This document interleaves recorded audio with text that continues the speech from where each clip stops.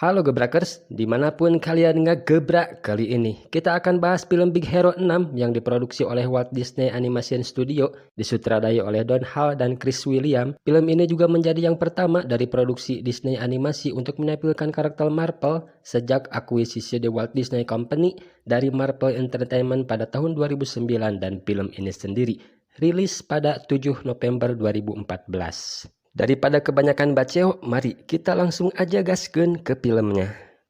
Sebuah kisah di kota metropolitan yaitu San Francisco, di mana terdapat sebuah arena pertandingan robot yang ilegal. Terlihat dua robot yang sedang bertanding, yang dimenangkan oleh Siyama dengan jurus Gurindranya. Ini orangnya.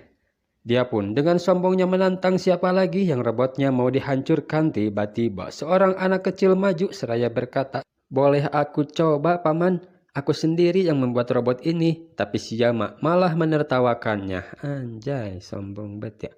Si cewek bajak laut ini berkata, siapapun boleh ikut selagi mematuhi peraturan dan punya uang untuk membayar karena tidak boleh ngutang. Dengan polosnya, bocil itu berkata, apakah ini cukup? Karena si Hiro sudah memenuhi syarat, akhirnya mereka pun bertanding. Namun robot si Hiro terlihat letoy dan lemah dengan senyumannya yang sumringah dan terbukti bisa dikalahkan dengan mudah.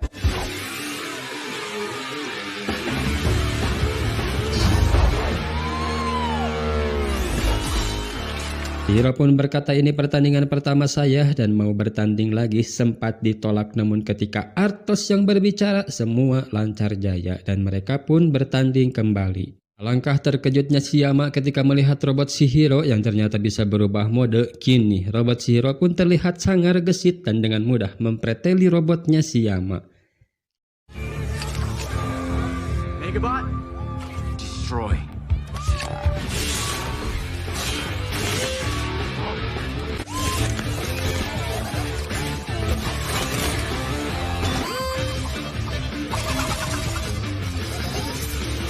Keren gak tuh, umur 13 tahun bro, sudah bisa bikin robot kayak gitu.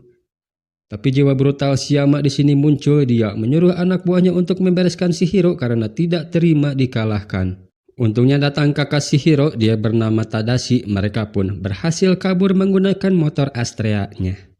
Sesampainya di rumah bibi Chas, yang ternyata mereka berdua anak yatim piatu dan dibesarkan oleh bibinya. Namun si Hiro tidak ada kapok-kapoknya. Dia mau mendatangi pertarungan robot lain yang diadakan di tepi kota, dan si kakak sangat menyayangkan dan berkata, kapan kau akan melakukan sesuatu yang bermanfaat dengan otakmu yang cerdas? Ternyata si Hiro ini bukan bocil sembarang bocil, cakep, tapi bocil yang membawa tanaman. Jangan panggil aku anak kecil, Paman. Karena si kakak tidak bisa melarangnya dan hariwang jika membiarkannya pergi sendiri, dia mengantarkan si Hiro. Tapi si kakak malah membawa si Hiro ke universitas di mana dia tempat belajar dan berdalih ada sesuatu yang harus diambil. Si Hiro pun ikut masuk. Ternyata dia dibikin takjub dengan ciptaan dari teman-temannya si kakak. Mulai ciptaannya dari si Gogo, yaitu sepeda yang menggunakan suspensi elektromagnetik, Wasabi yang menciptakan laser induksi plasma, Hane Lemon yang menciptakan tungsten karbid dalam jumlah besar, dan ini Fred yang memberikan nama julukan aneh-aneh kepada temannya. Dia adalah maskot universitas. Sementara si kakak sendiri menciptakan robot mantri diberi nama Baymax yang bisa mendeteksi kebutuhan medis hanya dengan kata "au", mendeteksi keparahan luka dari mimik wajah ketika kesakitan, dan program lebih dari 10.000 prosedur medis dengan chip yang membuat Baymax menjadi Baymax. Kahartos. Namun tidak hanya dengan itu, si Hiro kembali dikejutkan dengan seseorang yang bernama Robert Calagan, di mana si Hiro tahu kalau beliaulah yang menciptakan hukum robotik. Si Hiro yang tadinya tidak mau kuliah seperti kakaknya karena menganggap tidak mau diajarkan dengan sesuatu hal yang sudah dia tahu, namun pada kenyataannya banyak hal yang belum dia ketahui. Si Hiro pun membatalkan untuk pergi bertanding dan lebih tertarik untuk bisa masuk universitas tersebut. Keesokan harinya, si kakak memberitahu si Hiro kalau setiap tahun universitas mengadakan pameran mahasiswa. Cukup dengan sesuatu yang bisa membuat si Calaga memukau, maka kau akan diterima. It will be.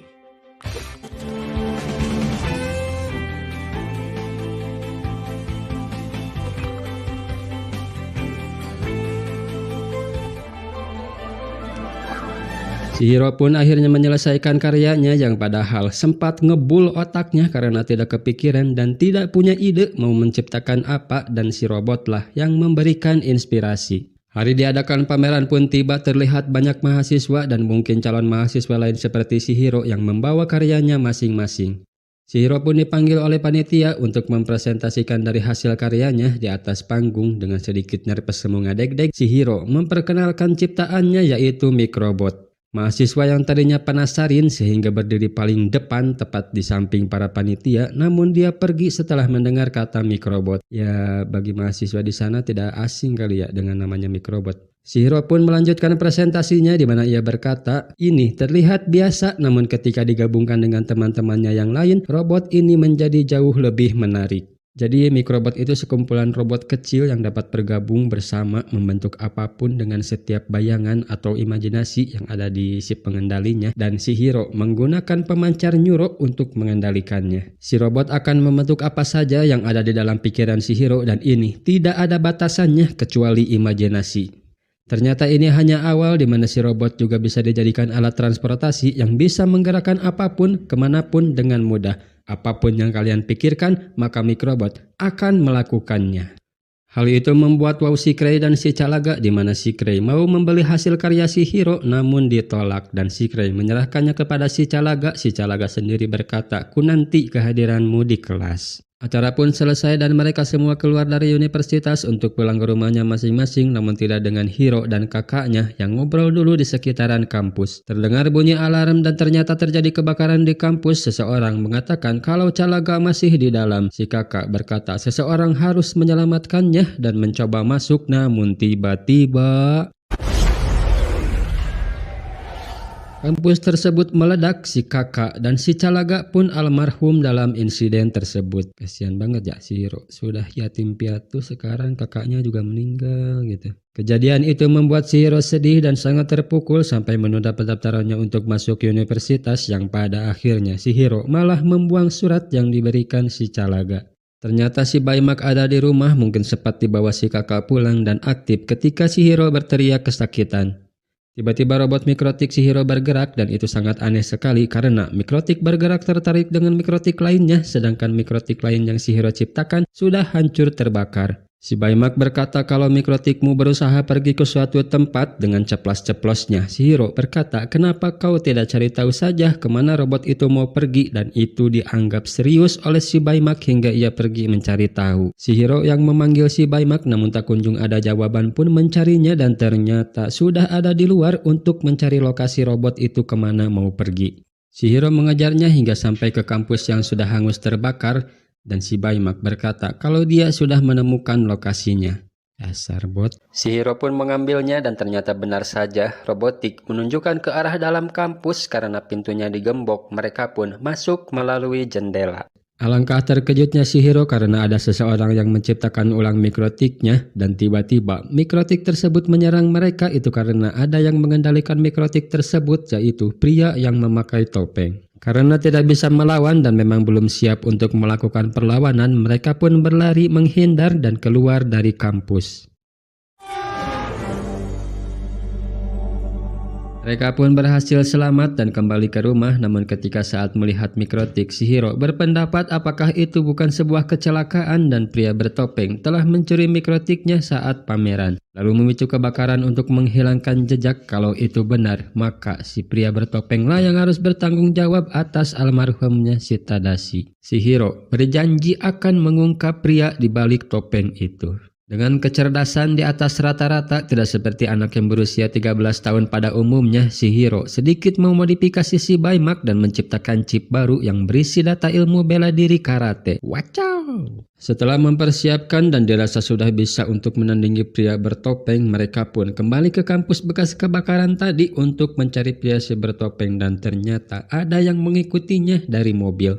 Setelah sampainya di kampus, namun sayangnya pria itu telah pergi dari sana. Chihiro mencoba mencarinya dengan mikrotik yang dia punya dan ternyata ya pria tersebut ada di sana. Entah apa yang sedang dilakukannya, namun pria tersebut sedang membawa sesuatu yang terdapat simbol walet di barang tersebut. Mobil yang mengikutinya tadi ternyata teman-temannya si kakak yang akan menemui si Hiro atas panggilan si Baimak tadi. Melihat pria bertopeng sedang melakukan sesuatu, namun salah satu dari mereka memfotonya dan itu membuat mereka jadi ketahuan dan dilempar dengan benda yang cukup besar, tapi untungnya si Baimak dengan sigap menahannya. Si Hiro pun mengajak semuanya untuk pergi, biarkan si Baimak yang mengatasi, namun yang terjadi si Baimak justru malah terpental ke atas mobil. Mereka pun saling kejar-kejaran di mana si Gogo mengambil alih kemudi karena kurang mamprang hingga akhirnya mereka semua tercebur dan pria bertopeng pun berhenti mengejarnya. Si Fred membawa mereka ke suatu tempat yang menurutnya tempat itu aman yang ia beri nama Mikasa. Ternyata itu rumah orang tuanya si Fred dan teman-temannya pun tidak ada yang menyangka. Mereka pun menganalisa siapa kira-kira orang di balik topeng itu. Si Fred sangat yakin kalau dalang dari semua ini adalah Alstair Gray yang sempat mau membeli karya si Hiro namun ditolak. Lalu siapa orang di balik topeng itu? Entahlah, kita tidak memiliki data tentang dia sedikit pun. Kabar baik datang dari si Baimak yang mana si Baimak diprogram untuk menilai kesehatan semua orang yang membutuhkan, tidak terkecuali dengan pria bertopeng. Si Baimak mempunyai sedikit data tentangnya dan itu sudah sangat membantu. Namun itu membutuhkan waktu lama untuk mencocokkan data dengan cara memindai data setiap orang di San Francisco. Lagi-lagi kecerdasan si Hiro melebihi para mahasiswa teman-temannya si kakak. Dia bisa memindai seluruh manusia di San Francisco dengan sekaligus, hanya perlu dengan memperbarui pemindaiannya si Baymax.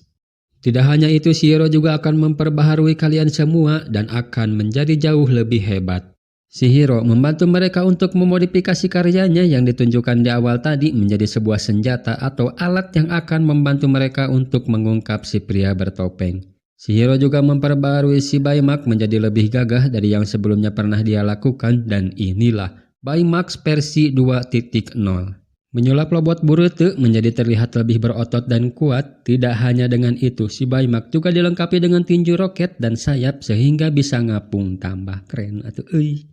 Si Baimak pun mulai memendai setiap orang yang ada di sana dan menemukan kecocokan di suatu pulau. Mereka pun langsung bergegas berangkat menuju ke pulau tersebut. Tiba-tiba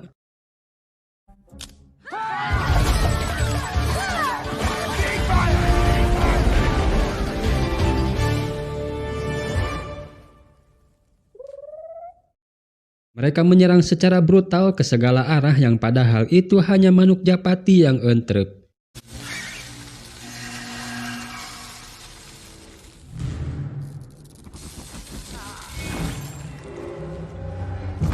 Lagi-lagi dibuat Hasem, dikira bakal keren, ternyata begitu.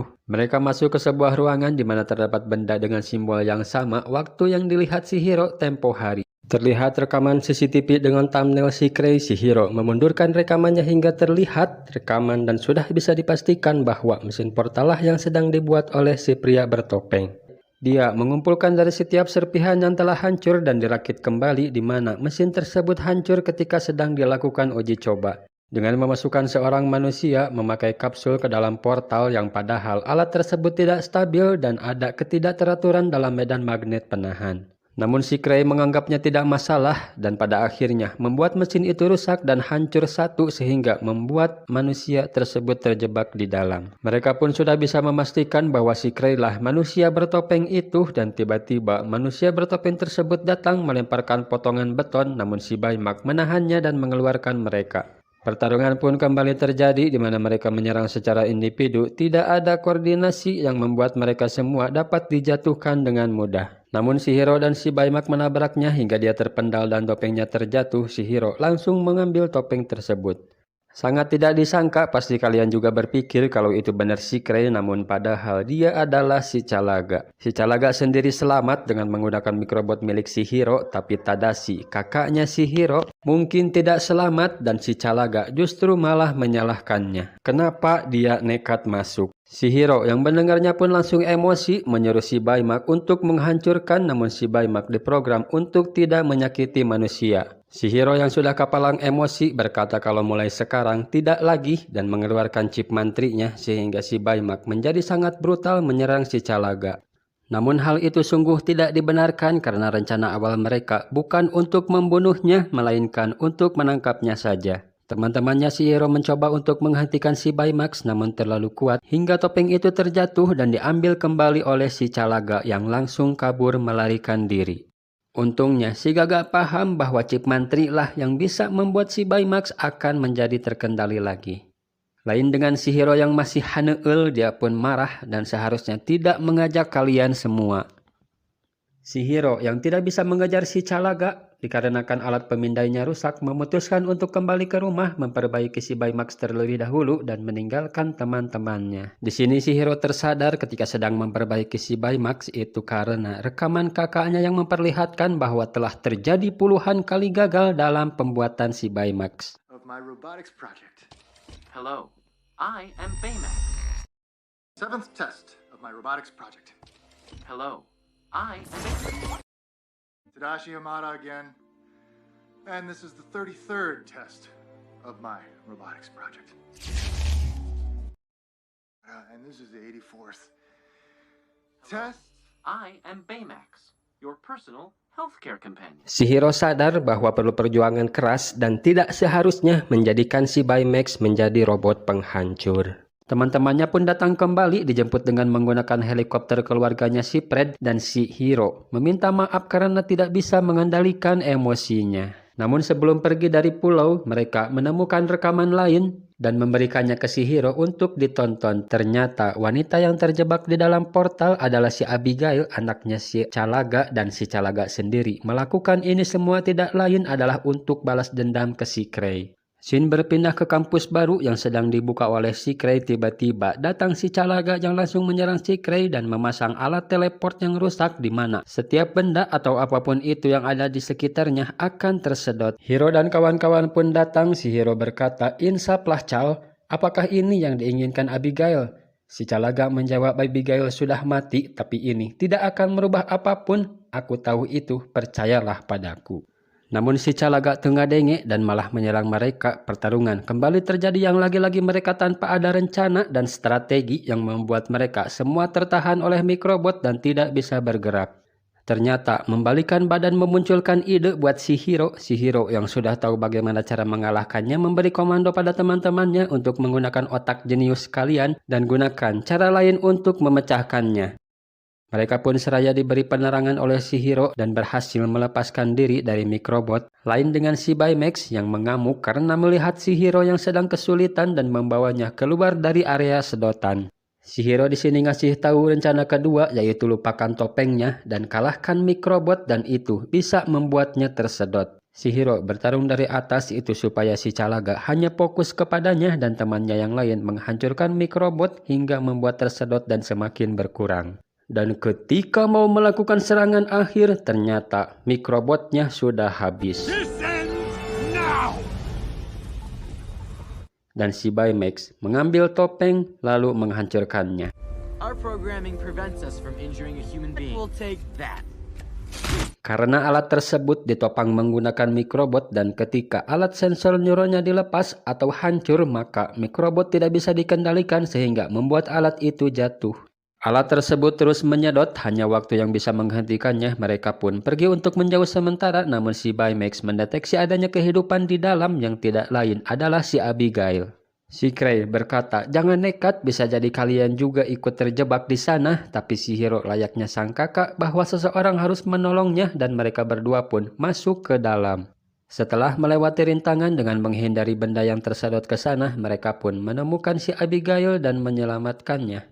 Membawanya keluar, namun ketika sedikit lagi mereka keluar, tiba-tiba ada potongan beton besar yang baru tersedot. Bisa ditahan si Baymax namun harus mengorbankan kostumnya sehingga menghancurkan sayap dan mesin pendorongnya juga ikut rusak. Tapi masih ada cara untuk bisa keluar, yaitu dengan tangan roketnya. Sempat ditolak si Hiro dan akan mencari cara lain supaya tidak ada yang dikorbankan, namun cara tersebut tidak ada dan dengan berat hati si Hiro menyetujui caranya si Baymax.